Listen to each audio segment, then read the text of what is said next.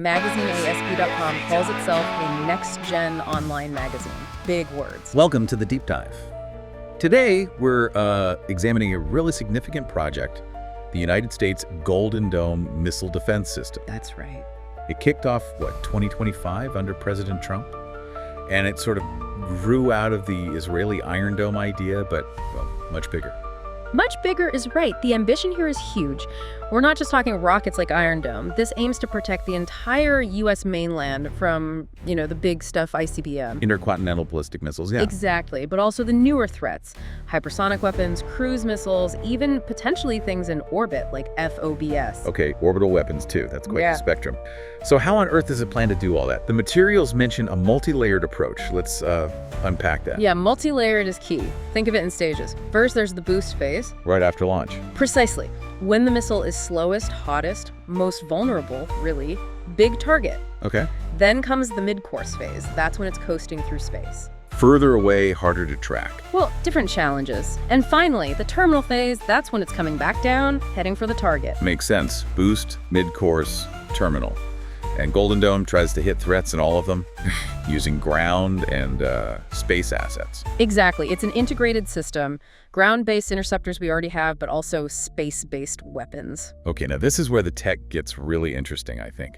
Tell us about these core technologies. What makes it tick? Well, a huge part of it is this massive network of satellites.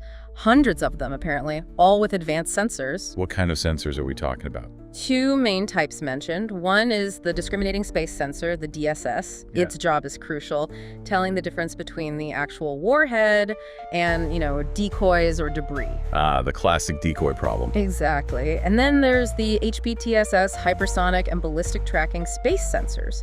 As the name suggests, these are specifically for tracking those incredibly fast, maneuverable hypersonic weapons.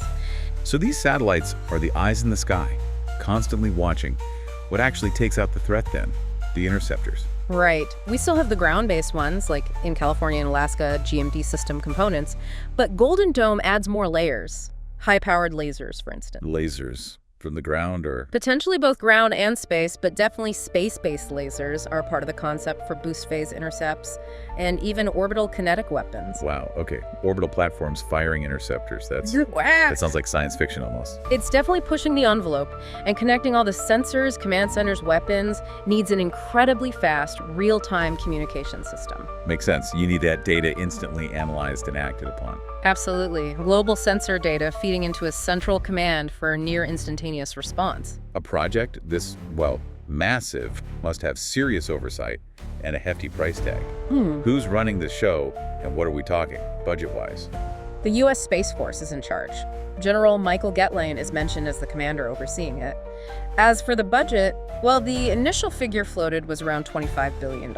Okay, initial. Yeah, but the total projected cost over, say, 20 years, the estimates vary wildly, anywhere from $175 billion up to $542 billion. Yo, $500 billion on the high end? That's astronomical. It is. And remember, the area it's trying to protect is something like 400 times larger than what Israel's Iron Dome covers. That gives you some sense of the scale difference. What's the cost in perspective, maybe? Yeah. But even so, this must face some huge challenges, right? Beyond just the money. Oh, definitely. First off, the sheer scale. Defending over 3.8 million square miles effectively, that's an immense technical challenge. Just, physics and engineering on a massive scale. And putting weapons in space. That's always controversial. Very. There's a real concern this could trigger a new arms race in space. Russia and China are often mentioned as countries that would likely react strongly, maybe by developing their own space weapons or ways to counter Golden Dome. And we still have that fundamental tech problem, right?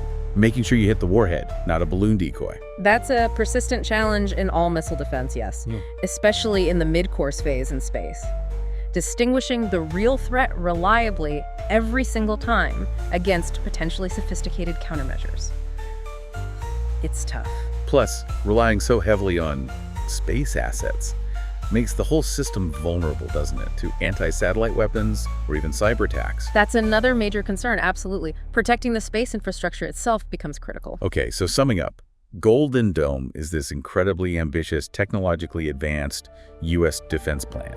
A kind of national shield, using space sensors, real-time data, advanced interceptors, lasers, orbital weapons, the works. That's the vision, a comprehensive, multi-layered shield. But as we've discussed, it comes with enormous costs, significant technical hurdles, and serious questions about international stability and arms control. Our sources suggest it could be a prototype for 21st century defense, potentially shifting the global strategic balance. It certainly has that potential, for better or worse. It represents a major leap in capability, if it works as intended. Lots to think about there. Don't forget to comment, like, and share. If you want me to make any clips, please tell me. And maybe leave us with this thought. How do you balance the desire for national security, for a shield like Golden Dome, against the very real risk of escalating tensions and sparking a new, potentially destabilizing arms race in space? Where's that line?